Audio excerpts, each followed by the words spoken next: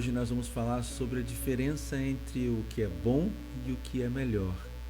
Há um texto na Bíblia, lá em Mateus, no capítulo 25, dos versículos 14 ao versículo 30, onde Jesus conta uma parábola, a chamada parábola dos talentos. E a parábola é mais ou menos assim: um senhor dá a 3 dos seus servos talentos diferentes, em números, né? Então ele dá 5 talentos, e aqui talentos a gente vai entender como algum tipo de porção de moeda mesmo, né? Moeda no sentido financeiro, né? Então alguma coisa de valor. Então ele dá para 3 dos seus servos, só que quantias diferentes. Ele dá para um deles 3 talentos, aliás 5 talentos, ele dá para outro 2 talentos e ele dá para outro 1 talento. Então, aí, para a gente pensar só sobre esse momento da parábola, eu vou ler o versículo 15, que diz, a um deu 5 talentos, a outro deu 2 talentos, a outro deu 1, de acordo com a capacidade de cada um deles. Então partiu. Então esse senhor parte. E depois ele retorna, então, querendo saber o que é que aconteceu, né? O que é que os servos fizeram, né, com os talentos. Então, a partir do 19, diz, olha, depois de muito tempo, o senhor daqueles servos voltou e fez um ajuste de contas com eles. Aproximando-se do que tinha recebido 5 talentos, entregou outros 5, dizendo, Senhor, me confiou 5 talentos, eis aqui outros 5 que eu ganhei. Aí o Senhor disse, muito bem, servo fiel, você foi fiel no pouco, e sobre o muito eu te colocarei. Aí, no partir do versículo 22, aproximando-se também o que tinha recebido 2 talentos. E ele disse assim, o Senhor me confiou 2 talentos. Está aqui, ganhei mais outros 2. Aí o Senhor disse, muito bem, servo bom e fiel. Você foi fiel no pouco, sobre muito eu te colocarei. Aí chegou por fim aquele que tinha ganhado 1 talento. E aí ele disse assim, sabendo que o Senhor é um homem muito severo, que colhe onde não plantou e ajunta onde não espalhou, eu fiquei com medo e escondi o seu talento na terra. Aqui está o que é seu. Então você percebe, esse que recebeu 1, ele dá essa entre aspas aqui, desculpas para o Senhor, né? E devolve aquilo que ele realmente ganhou. Ele ganhou 1 e devolveu 1. E aí ele diz, então, o Senhor responde para o servo mau e preguiçoso. Você sabia que eu colho onde não plantei e ajunto onde não eu espalhei? Você sabia disso? Então você deveria ter entregado meu dinheiro aos banqueiros. E eu, ao voltar, receberia com juros aquilo que é meu. Até aqui, né? Bom, então você tem 3 situações. Um servo que recebe 5 e entrega mais 5. Um outro que entrega 2 e entrega mais 2. E o outro que entrega 1 e retorna com o mesmo 1 que recebeu. A gente pensa muito nessa passagem como apenas pensando que nós temos que fazer o melhor com aquilo que Deus nos dá. É verdade, essa é uma boa maneira de pensar sobre esse texto. Devemos fazer o melhor com aquilo que Deus nos dá. Mas é mais profundo do que isso. Veja que no versículo 15, quando eu li para você, eu tentei dar ênfase nessa parte que ele deu 5 talentos a um, 2 a outro, outro a 1 talento. Agora, de acordo com a capacidade de cada um deles. Então veja, é uma parábola que Jesus está contando. E eu gosto de pensar que essa parábola tem a ver com as coisas que Deus coloca nas nossas mãos. Agora, de acordo com a capacidade de cada um deles, de acordo com aquilo que a gente pode fazer, né? Com as nossas subjetividades inclusas, com as nossas uniquezas, né? Aquilo que é nosso, da nossa personalidade, aquilo que é nosso, com as nossas potências de vida.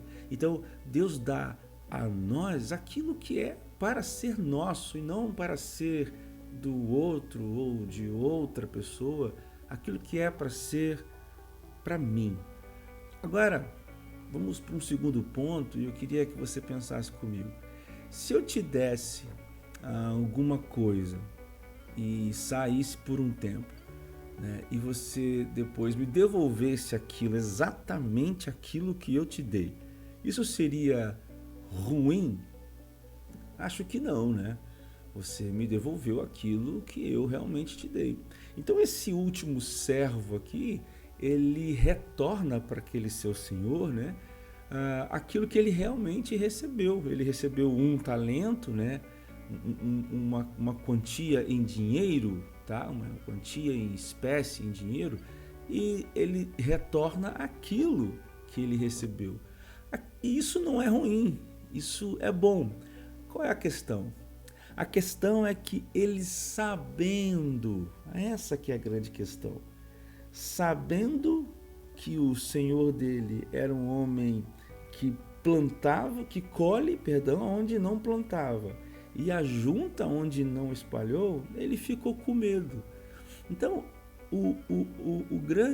a grande questão desse texto é que o melhor a ser feito era que o servo tivesse confiado no Senhor e lançado, né, aquilo que lhe foi dado para que aquilo frutificasse, não de acordo com as capacidades assim, não de acordo com a força, né, do servo, mas com a força e a capacidade do Senhor, que colhe onde não plantou, que junta onde não espalhou. E exatamente essa desculpa que o servo dá é essa mesma palavra que o Senhor usa, o Senhor daquele servo usa para desaprovar a ação do servo. Então, assim, isso faz a gente pensar muito. E esse servo ele não prospera naquilo que lhe foi incumbido porque ele tinha medo.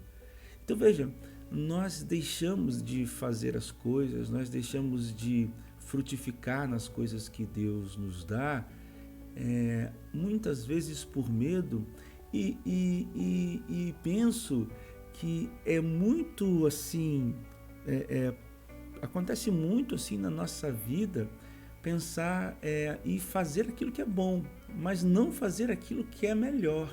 E aí, como eu acho que isso pode acontecer, né, na nossa vida?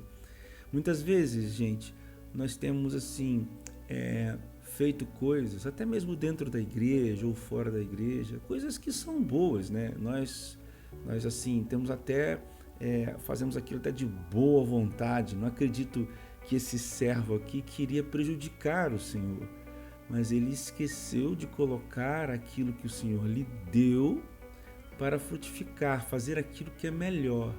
Para mim, a grande lição do texto é qual foi o talento que Deus te deu? O que Deus colocou na sua mão? O que é que Deus pôs na sua mão? Se você deixa de fazer isso para fazer outras coisas, por exemplo, você trabalha com outras coisas, vou dar um exemplo da igreja, você faz outras coisas na igreja que não são aquelas que Deus te deu, você está enterrando aquilo que Deus te deu, apesar de ser bom fazer outras coisas, ajudar e, enfim, participar de outras coisas. Um exemplo para a vida é quando a gente esconde, né? Quando a gente deixa de viver, quando a gente deixa de fazer frutificar, né? De uma maneira geral, aquilo que Deus nos deu. Então eu queria convidar nessa carta raiz você a pensar assim, o que é que Deus te deu? Veja que em todas as palavras o Senhor, quando fala ao servo, diz: você foi fiel no pouco. Veja que a ideia de que recebemos algo pouco, assim, não que Deus seja ruim, que seja mão de vaca, não é essa a ideia, mas é que nós temos essa relação muito difícil mesmo com aquilo que Deus nos deu, de dificuldade mesmo, né? Eu fico imaginando as pessoas, os pastores, por exemplo, gente que tem o chamado para o ministério, né? E gerir uma igreja, gerir pessoas é tão difícil. E diante dessa realidade difícil, a gente pensa que o que a gente tem é pouco. Mas o Senhor diz: você foi fiel no pouco, sobre o muito eu te colocarei. E esse muito, ele pode ser entendido aqui como um resultado, né, de uma vida que se movimenta em fé, e também, né, sobre pode ser entendido também como essa nossa herança que nós temos lá no céu. Há diferentes interpretações nesse ponto, mas a questão do pouco aqui é que me chama também bastante atenção. Então, assim, a gente precisa focar naquilo que é melhor e não naquilo que é bom. Mesmo que seja bom, a gente devolver aquilo que a gente recebeu, devolver realmente aquilo que a gente recebeu. O que o Senhor espera de nós que somos os servos é que a gente frutifique naquilo que a gente deu. Isso é o melhor. Eu diria, faça aquilo que Deus te deu, não se comprometa, né? Não se comprometa num ativismo, em fazer coisas demais. Faça aquilo que Deus te deu, se concentre no pouco que Deus te deu. Eu diria, tenha fé porque quem faz frutificar é o Senhor, é dele o poder para fazer isso. Eu diria, mesmo que pareça pouco diante da dificuldade, né, diante do mundo complexo e caótico, não se esqueça que ainda é Deus quem faz frutificar. Eu espero que essa palavra tenha encontrado o seu coração e que te abençoe muito. A gente se vê na próxima Carta Raiz. Paz e luz. Tchau, tchau.